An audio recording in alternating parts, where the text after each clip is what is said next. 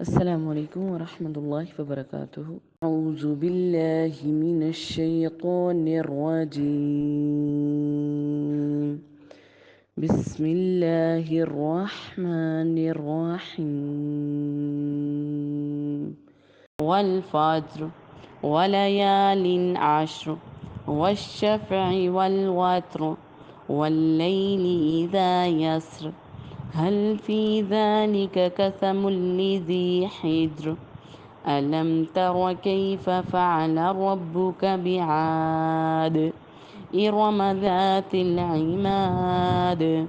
التي لم يخلق مثلها في البلاد وثمود الذين جابوا الصخر بالواد وفرعون ذي الأوتاد الذين طغوا في البلاد فأكثروا فيها الفساد فصب عليهم ربك صوت عذاب إن ربك لبالمرصاد فأما الإنسان إذا ما ابتلاه ربه فأكرمه إذا ما ابتلاه ربه فأكرمه ونعمه فيقول ربي أكرمن وأما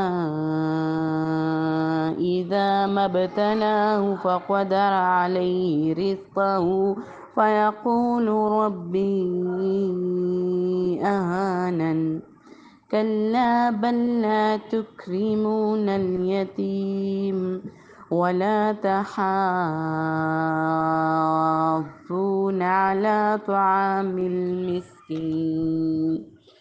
وتأكلون التراث أكلا لما وتحبون المال حبا جما كلا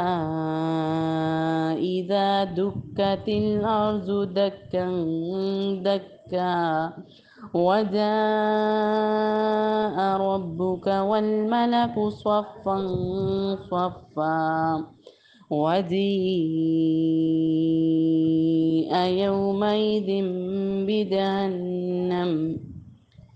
يومئذ يتذكر الإنسان وأنى له الذكرى يقول يا ليتني قدمت لحياتي فيومئذ لا يعذب عذابه أحد ولا يوثق وثاقه أحد يا أيتها النفس المطمئنة ارجعي إلى ربك راضية مرضية فادخلي في عبادي وادخلي جنتي.